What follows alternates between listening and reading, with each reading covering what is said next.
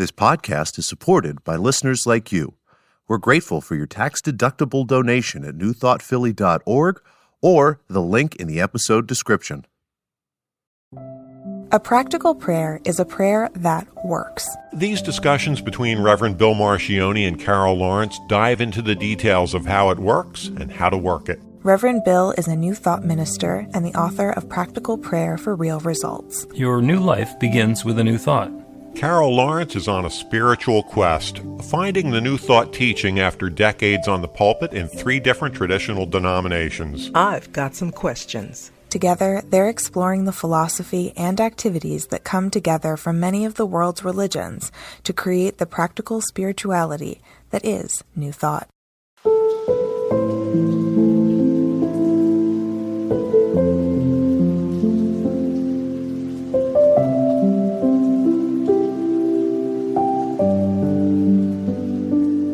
Welcome to the Practical Prayer Podcast. I'm Carol, here with Reverend Dr. Bill Marchioni. How are you? And we're going to have another fun conversation diving into the details about practical prayer for real results. And I understand that you have a topic, prayers for emotional wholeness. And tell me the backstory about where the inspiration for that came from. Yes. Well, the backstory actually comes from where a lot of my stories come from, or questions or subjects, from people that I talk to. And emotional wholeness and need for emotional healing doesn't take a holiday. It reminded me because I stopped doing something for the summer, and I announced that, and then and got a lot of pushback from it. And I thought about the things that are important that you need help with and support with, and all of that never take a holiday. So I looked at prayers for emotional wholeness just to kind of, and the first line I bumped into was, God is love and God is all there is. And of course, it took me back to what I shared once before about my first experience with you in a class, and we had to do our prayer, and it was God is all there is. And people were saying this. One guy said, if somebody else says this, I am, out. I'm out of here, yeah. Yeah. And in case you didn't hear that from a previous broadcast, I was brand new and I didn't know what else to say. And I thought, if I say this and this guy goes away, but if I don't say this, I don't know what else to say. And then I thought, okay, look, he's doing what he's doing. I got to do this. So I said, God is all there is. And a lot of times will go with something until I figure it out, or until it registers for me. And God is all there is. It took a minute because there's so much in our world going on, so our relationships, our jobs, and our relationships to our jobs and people on our jobs and all that business. And it can leave you emotionally crazy because everybody needs something, or you have to be something to each different person in different situations. And by the time you're all that, you're totally exhausted and not knowing who you are. And I just thought about emotional exhaustion, emotional brokenness. And I just decided to go through your book to see it. And there it was. Prayer for emotional wholeness, and God is all there is. And let me say this, and I'm turning it over to you because I know you got it. When you say God is all there is, and you really kind of get it, it really sinks in. And don't be feeling bad if it doesn't sink in right away, because it's a different thought, because there's a whole lot of stuff out here. But if God is all there is, that's the place you start for healing, balance, etc. Yeah.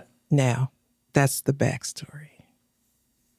Okay, so that's the backstory. And God is all there is. And yes, it can be boring to hear people, especially the ones who are just getting started in this teaching, come to that epiphany that God is all there is, and then repeat that, especially when you've got 15 people in a class and they're going around in a circle about what they learned this week, and everybody who is supposed to learn and deepen into the awareness that God is all there is, that they're all saying the same thing. And, it was actually the person who said, if somebody else says, that, again, I'm going to get annoyed, was doing everybody a disservice, because the idea is for everybody to understand that key element of this philosophy. God is all there is. And it is, as you have pointed out over the course of 156 previous episodes, not the way that people in traditional spiritual backgrounds and religions think about the world. God is all there is like, no, there's God, and then there's God's creation, and then there's me over here, and then there's the way stuff gets divvied up, and there's the rules, and there are the intermediaries, and there are the prophets and the priests and the avatars and the people who are higher up on the scale than me. And we are so conditioned to think that there's a hierarchy and that we have to go through something or someone else to access that divine presence. And that's not true. There is only God. Everything is God expressed in its own way. Now, sometimes we are very keenly aware of our divine presence, and other times it is so mysterious to us that we can't imagine. What do you're looking at me and you're thinking, God, I said, there must be something wrong with you. Because no, that's not true. And that's the mistake. That's the fallacy. That's the erroneous thinking or erroneous belief that somehow there is us over here and God somewhere else. So God is all there is the first step in that direction to understand the infinite nature of creation and the oneness of creation. And that's the point where we get to begin to understand and access what that means. Because if God is all there is, then what I am is God's presence taking form. And all of the experiences that I'm having are God's divine presence and unfolding and energy taking form. And everything that I like and everything that I don't like, everyone who I know, everyone who I don't know, is all that one taking different form. And it changes the context, which is why it is so important to talk about that. So, to loop way back around to the topic at hand of the prayers for emotional wholeness, yeah, you can take a summer off from praying for emotional wholeness, but your emotions are going to be doing something for the summer. And if you got emotional wholeness nailed down and it's going to work on autopilot for a while, great. And for people who are struggling or have been or keep forgetting, then taking the summer off is actually not going to help. Yeah. I think it's a fundamental, it's so much, you said so much. Like you always say, a whole lot, right? Because it's just a whole lot to know. That's okay though. That's good. I appreciate that. When you say God is all there is and you think about everything in nature and things and what have you, also it's God is in the circumstance, or God is the circumstance.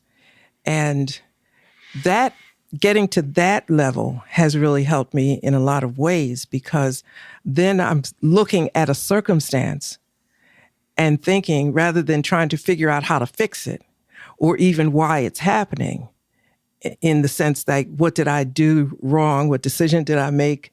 And how can I you come out of the I and ask this question. And I shared this with a friend of mine. What in this that I see is me? And so I'm essentially looking for God in the situation, speaking back to me through the situation. Does that make sense? Absolutely. And yeah, and so it seems like a maze, to get through, like, oh my God, how do I get to that understanding? But when you say God is all there is, you stand still and say, okay, now let me phrase this. If God is this, how do I phrase this to get the answer? Not that I want, but the communication that I'm after. That line of communication and alignment with God that I'm after. And that's what that's how I do it. And our relationship with the infinite is something that we get to experience ourselves. Some people go through life and they're completely oblivious to their spiritual nature, and that's fine. And other people, you and me included, are spending a lot of our time and energy and intention on understanding our divine nature and connecting with that divine nature and being more aware of that God presence that is in our life and that's in the world around us. And we're free to do that. And the important thing to remember is that none of what we're doing changes God at all. Did God put us here so that we could be the ultimate expression of intelligence, so that we can be the only species anywhere in the universe that can experience life the way that we're experiencing it, and we're the pinnacle of creation? Well, that's possible. It's pretty arrogant. It's pretty arrogant to think that we are the top of the iceberg. We're the cherry on the sundae. Maybe we are, and maybe we're not. And possibly we are just here because this is an opportunity for the infinite to experience itself in human form. And there could be other planets or other galaxies where it's going differently, and that experience of being an intelligent, self-directed species is completely different. And that's still the way for the divine to experience that divine essence. So I don't have to have a dog in the race about whether we're the best ever anywhere. I'm certainly not going to get into the competition with whether we've got more going on than the dolphins do. It doesn't matter. We're having the experience that we're having, and we are the opportunity for the infinite to experience itself as us. That's kind of a big spoonful right there, because if I can make a reference from my across the street, when you look at the prior life, story about you look at the story of Job, and Job seems to be the pawn in this battle or confrontation between God and the devil, and you learn that story, and it's a nice story, but when you start to think about it, you feel like, wait a minute, I'm just a pawn in this thing, and you can't help but feel annoyed. I'll leave it like that, annoyed, because I don't want to be a pawn in somebody else's thing. But then you come on to this side of the street and say, this is God experiencing God's self through my life and experiences.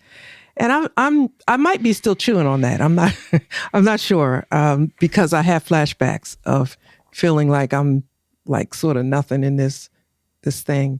And I would certainly avoid anything that made me feel that way again. But not just through me, God experiencing or expressing God's self. I think I like that. But through circumstances that I encounter, because that makes me feel like I matter. Like I'm not any better, but I do matter. I'm significant in this whole thing. And what I'm experiencing is for my good and my good, better, and best. And so I can, I can kind of hang on to that. If this is God expressing God's self for my good, better, and best, I can kind of do that, and in so many ways, you can find so many meaningful lessons and principles and possibilities is a better word. So many possibilities out of God expressing God's self through a particular circumstance. But I don't know, I think I read somewhere that God is knowing God's self. I kind of figure, God, you know yourself already, don't you? I don't know. I don't want to go any further because then I'm starting to get away and get into another subject. I want to stay right here. So let me continue on the subject you were on. The story of Job. There's a Native American story about the young man who goes and asks the shaman about the nature of good and evil, and the shaman says, there are two dogs that live inside of me. There's a happy, peaceful, playful, joyous dog that lives inside of me, and there's an evil, angry, mean junkyard dog that lives inside of me, and they're fighting with each other all the time to have control. And the guy says, well, which one wins? And the shaman says, whichever one I feed. So it's all there. We're not necessarily pawns. The system is set up so that we that we can just abdicate our participation in that and just throw the food down and let the dogs eat whatever they're going to eat and have it come up as being happy or sad and blame the dogs. Or we can claim our participation in the process and be involved in it. So both of those are good possibilities, and we get to participate in this creative enterprise. And back to where we started, God is all there is. God is in the shaman. God is in the guy asking the question. God is in the happy dog. God is in the unhappy dog. It's all God. And however it comes out is going to be okay, because God gets to experience something there. And God doesn't need it to come out a particular way. That's just the way it's working. So that perspective is that God is in it for God's self to see how things work out. And that's the little nuance that I'm struggling with at this moment, Not to see how they turn out, to experience what turns out, to experience what happens. Let's take a break. We could keep talking about this for like 6 or 8 hours. So let's take a break and then continue the conversation on hopefully the same topic and maybe only a little bit of a tangent.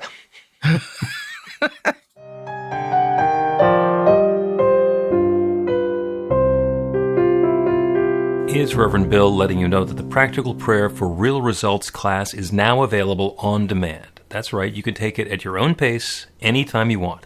All of the information is at bethelight.com. That's b-the-light.com. You know where to find that stuff. The class is 5 lessons, broken down into 18 modules, and you can take them at whatever pace is comfortable for you. As you work through the process, it starts out with the theory, goes into the practice, there are experiential activities and exercises, and at the end of the program, you will wind up with an understanding of how practical prayer works, and a practical prayer for yourself that will work to create transformation in your life. And as you know, it works for everything. Take a look at the class online at bethelight.com. There's a sample lesson so you can see how the class is going to work for you, and then dive in.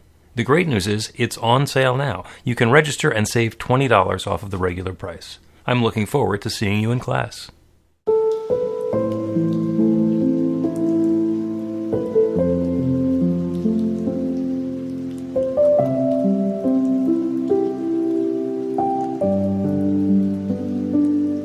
Welcome back to the Practical Prayer Podcast. I'm Carol, here with Reverend Dr. Bill Marcioni. And you know what? Yeah, right before the break, you were about to push back on what I said, so go ahead. Okay. All right. So let me say this. Here, let me read this part of your prayer, which helps me. Okay, so the first line is, God is love and God is all there is. Therefore, I too am love. That's the piece that I was trying to express my feeling about. God is all there is, but I too. So I'm a part of all of this. While God is a part, God is everything. I'm not nothing, for things to be happening and to see how they work out. And again, that's probably shades of the other side of the street with the general interpretation or familiar interpretation of the Job story. But when you get to the next line of your prayer and you say that, then I'm included in this. So whatever God is doing, there is purpose that includes me. And that makes it okay. Do you know what I mean? I can go the rest of the way with this.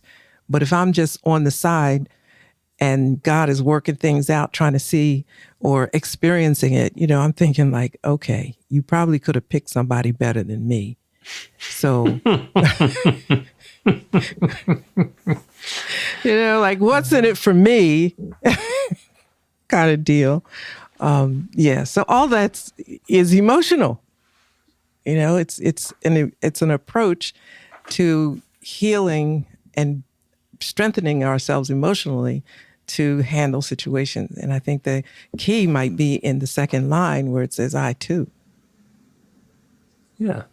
And the part that we get to remind ourselves of, it's not all shiny gold star, A-list opportunities and possibilities. When we say that God is love and God is all there is, therefore I too am love, what we're pointing out is not how great we are. what we're talking about is how everything is. You know, in the current manifest universe, somebody gets to be the Dalai Lama, and somebody else gets to sell used cars at a buy here, pay here lot. And neither one of them is any less godly, although being judgmental, looking from the outside, I can tell you which one I would prefer to be. And yeah, for me personally, it's the guy who's exiled from his home country, but that's probably not the car salesman. So there are different levels of experience that we have. The important part about recognizing that God is all there is because the implication of that is that there is no true separation. And all the separation that we're seeing, all of the evaluations or judgments we can do between what's good and bad, what's preferable, what's objectionable, what it is that we like, what it is we don't like, that is simply a matter of opinion. Because underneath it all, it's all God and it's all love. And sometimes it's easy to see and sometimes it's not. But that doesn't change its nature. That says more about us, which is why that key statement is so simple and so important and has so much nuance. Mm-hmm. Yeah. It's, I almost couldn't, I know the prayer, so I kind of knew where I was going when I opened the book, but I almost don't get past the second line, because if you even stop there, it has so much meaning. Therefore, I too am love. So it's a place to stop and think about, how is love working out in this situation? What is loving and lovely about it? And what is lovely for me to know? I can just stop there. If this is about love, then what is it that I need to know that takes me to that place of love and better, what is it? Better, and best, or good, better, and better, whatever I said. What takes me there? Yeah. So the prayer goes on. So I experience love in every part of my life. Therefore, there is only love, and I am in it. I am. And, and then you say insert. It's almost like you have to redefine who you are. In these situations that I thought about that made me bring this to us, you feel defeated sometimes or weak and not sure how to proceed after this point. But when you bring in or you introduce the idea of love in this, that there is a love result. If you can't handle it being in the present moment, this present moment about love, there is a result, a resulting love or elevation of me in a higher place of love in God and me in this situation. Do you know what I mean? It's if God has got the whole thing and everything is God, then if I can rest in that, knowing that I too am part of that, then the unfolding of my understanding is going to be understanding God and how this is a God thing. Yeah. Yes. Yeah. And the foundation of the philosophy, God is all there is also what informs the beginning steps of the practical prayer. We always want to start the prayer by acknowledging that God is all there is, that all of the good that exists anywhere in the universe is God and that divine presence made manifest. So God is love, God is infinite abundance, God is harmony, God is joy, God is peace. And all of those things that we idealize and seek to have in our experience of life, they all exist in that divine power and presence that is God. And we call it God, we can call it nature, we can call it the big happy coincidence that's been the unfolding since the Big Bang happened. It doesn't matter how it got here, we know that that's what it is. So the universe did not start with two powers duking it out, figure out who's going to do better, and certainly didn't start out with billions of different powers that are all careening together and fighting for who's going to be best. There's one source, one presence, one creative power that's creating everything. And along the way, it's created me, and it's created Carol, it's created everybody who's listening. And because that's what our source is, then we're part of that creative process, and we're then able to do the rest of the prayer, claiming the good that we're seeking in our personal experience of life as an individualization of that divine presence. I can pray for myself to have a more Dalai Lama-like experience, to be that peace and presence, that clarity, that insight, that wisdom, that love unfolding, and discard with the possibility that I'm going to be exiled from my country of origin or any of the other things that I might not like. And the prayer is aligning with that infinite power, understanding that we are part of it, and then using that same power to set the intention and open the channel for the new experience that we want to be having. God is all there is. Which brings the issue or the subject of faith in it. And of course, I'm not going to let us go off on that tangent but if God is all there is, and God is love, and all of that, everything unfolds, or the intention is to unfold in that good, better, best situation. There's a sense of, I need to not just be patient necessarily, but knowing that this is love, and it's going to unfold in a good way, loving way, without defining necessarily. I don't have to feel bliss by the end of the day to think that this is love, but it's knowing that there's good in this, and I can spend some time looking for it. It's not just a question of patience, but faith that it is there because of who, what, where God is, however you want to look at it. Because of God being that one, I don't see it necessarily at this moment, but that doesn't mean that it's not there. And right. It will, it will unfold because it's a bigger thing than this situation. Yeah, and my notion is that instead of patience, which is like we're sitting here waiting for God to get to the good stuff, it's more about peace of mind. It's more about being okay with what is now and being open to the possibilities that it can get better and better and better still. And then just being present to the transformation that's happening. Patience implies that there's something that would otherwise leave us feeling impatient, and that we're overcoming our tendency to be impatient. And it's not a fight. It's not a fight. When we're having peace of mind and understanding that the things that are happening are fitting together in perfection, then something can come along that seems like it's really good and have it turn out to be really not that good at all. Like, my sister met this wonderful guy, and then it turns out, he's awful. Well, we didn't know. So, and being peaceful and just knowing that she's in her perfect relationship. She meets somebody, then she meets somebody else, and she meets somebody else. And just being peaceful and present as she goes through her process. And then when the right one comes along, being able to rejoice in that. And when the horrible one goes away, being able to rejoice in that. It's different than being impatient for Sis to finally find the right guy and do something different with her life because what's the matter with her, et cetera, et cetera, et cetera. Or any of the areas in our life that we can feel like we know the answer and we're waiting for the manifest universe to catch up with what we already know is good. It's a knowing, I think. Yeah. And as I listen to you, it is knowing that this is going to turn out in the best possible way for everybody concerned. Because I remember some of the prayers that you would sort of end that way, for the good of everybody and the best possible whatever. And I'm thinking, look, it's me right here trying to figure out.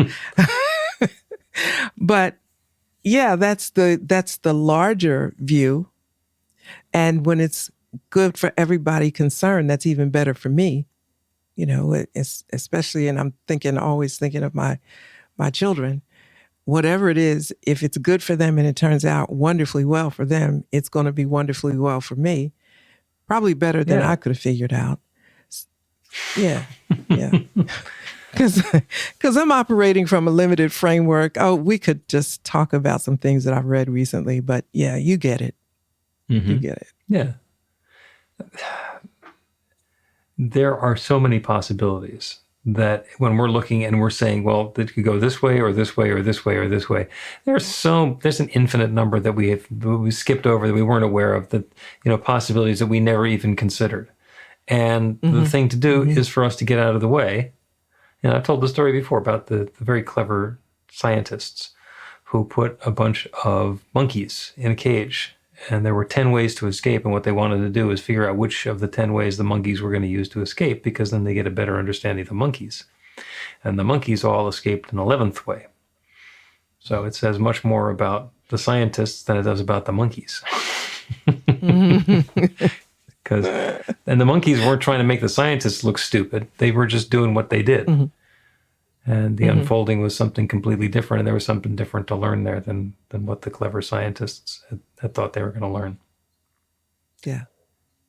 Let's take a break, and then we'll do that prayer from the book. Learn to put practical prayer to work in your life. The steps are simple to learn and let you begin to get real results to create the life of your dreams immediately. Reverend Bill Marcione's widely acclaimed book, Practical Prayer for Real Results, gives you a clear summary of the New Thought principles behind practical prayer and the series of easy-to-understand steps found in the most effective prayers from religions and spiritual practices all over the world and throughout history. Practical prayer is not a replacement for your religion or practice. It's a technique to make the work you do in consciousness even more effective. The book includes 40 prayers on various topics that you can adapt as needed and use as your own. Practical Prayer for Real Results is available in paperback, Kindle, and audiobook on Amazon or at b-the-light.com. That's b-the-light.com.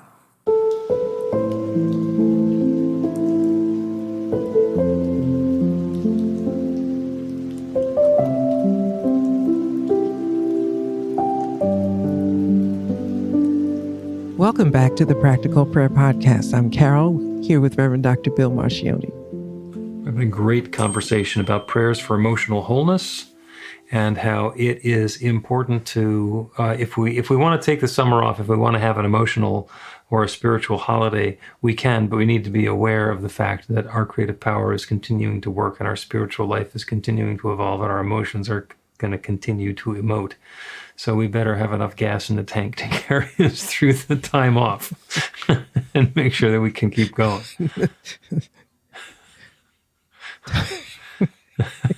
Okay, gas in the tank. Wait, you know what I meant. All right. Okay. Yeah, I know. Yeah, you get somebody who says, I'm going to take some, I'm in week 6 of sobriety and I'm going to take the summer off from my AA meetings. It's like, yeah, this is not a good time to do that. You want to get a little bit more experience before you start skipping a meeting. And I'm not judging somebody or telling them what's going to happen. It's just a certain amount of experience will inform me as to this might not be the greatest idea. So the prayer that you were talking about here in the prayers for emotional wholeness, and there's a section in the Practical Prayer for Real Results book on prayers for emotional wholeness. And this one is actually one of the shortest prayers in the book. It's on page 20. It's love throughout my life.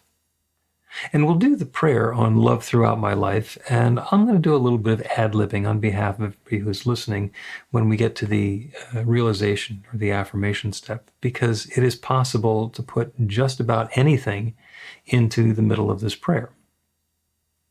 So love throughout my life begins, God is love, and God is all there is. Therefore, I too am love. So I experience love in every part of my life. There is only love, and I am it. There is only love, and so is everyone within the sound of my voice. That love is unfolding as the highest and best experience, revealing itself with love and ease for each one who is hearing this prayer. That love is unfolding as health and harmony, vitality and comfort, good physical expression, all the pieces of our bodies fitting together in exquisite perfection. Every muscle, every tendon, every organ, every bone every joint, every tissue, everything in each of us is functioning and operating and revealing itself at its highest and best possibility, unfolding with that exquisite perfection, that health and vitality and comfort. That's not something we're just striving for. It is actually our birthright. And each one is now returning to that experience of highest and best in our physical experience. The same thing is happening with our experiences of prosperity and enoughness and sufficiency in every area of our lives, in the financial and other ways that experience of prosperity shows up. That is unfolding now, again, as highest and best, with love and ease for each of us and all of us.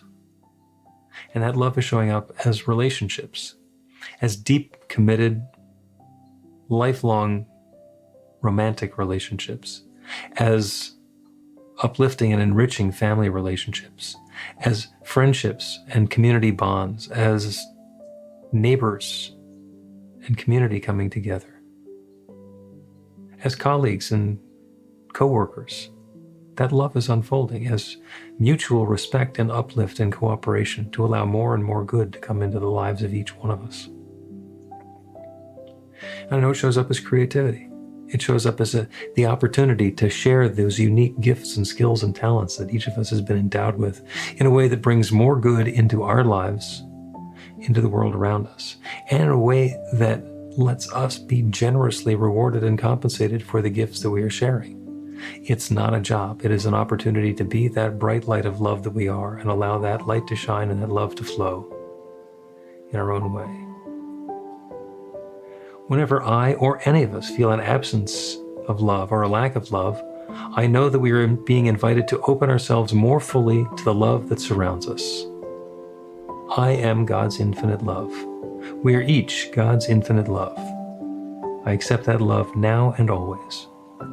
I'm grateful for the love that I am, that we are, that I have, that we have, and that we share. And I let this be so. And so it is.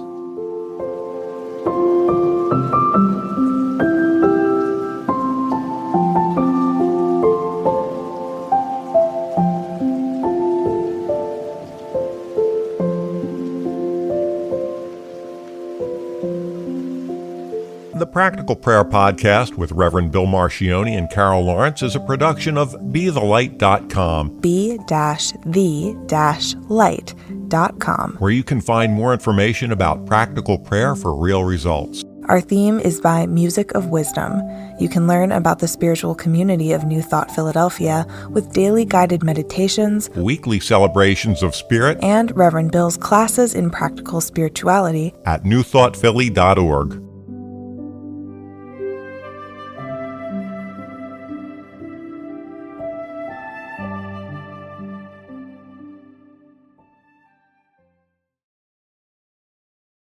This podcast is supported by listeners like you. We're grateful for your tax-deductible donation at newthoughtphilly.org or the link in the episode description.